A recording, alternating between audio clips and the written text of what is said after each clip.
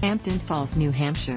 They're battling for second place behind former Vice President Joe Biden in the Democrats' race for the presidential nomination, but senators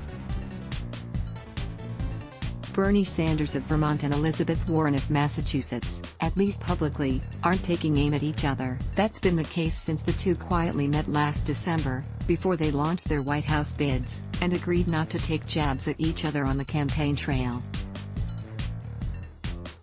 It remained the case on Monday, as both of the progressive and populist standard-bearers in the party refrained from criticizing each other while they both campaigned in neighboring New Hampshire, the state holding the first primary in the presidential race. 2020 Dems make hard sell for organized labor, but unions. In no rush to endorse Bernie, and I have been friends for many, many years, long before I ever got into politics, and I don't see any reason that should change, Warren told reporters after being asked if she was going to end the non-aggression pact with Sanders. And, Warren repeated another line she often has used, saying that rather than jabbing at Sanders, she would continue to get out every day and try to meet as many voters as I can and talk about why I'm in this race, to talk about what's broken, to talk about my plans to fix it, and to talk about how I'm building a grassroots movement to get it done. I think that's what voters want to hear. What's your positive message? Warren's campaign said it drew roughly 800 people to an outdoor house party during a rainy afternoon in New Hampshire's Seacoast region,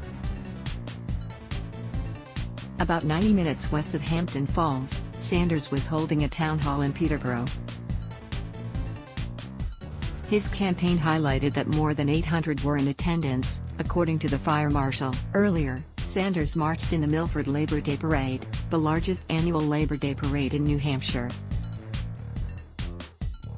He was the only candidate marching in this year's parade. Asked by Fox News if he was disappointed that none of his rivals joined him, Sanders passed on the opportunity to take aim at any of his opponents. Instead, he said, "Ask them." Sanders, who crushed eventual nominee Hillary Clinton in the 2016 New Hampshire presidential primary in what was basically a two-candidate race, then touted that "We're going to spend a lot of time in New Hampshire. We did well in New Hampshire last time, but we're not taking anything for granted." The latest from Fox News on the 2020 presidential race. Sanders, as he has throughout his second White House bid, refrained from calling New Hampshire a must-win state. "This is obviously a very important state, as is Iowa, South Carolina. We're working hard.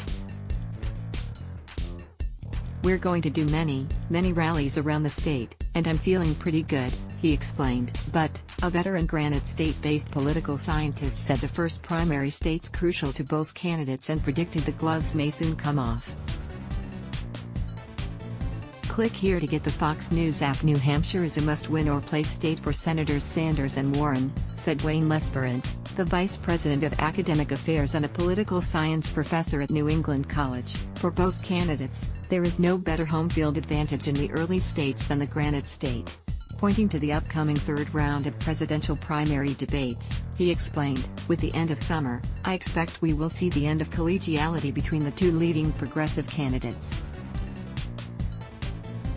The September debate should feature fireworks as both begin to look ahead to fall and winter in New Hampshire. Let's block ads. Why?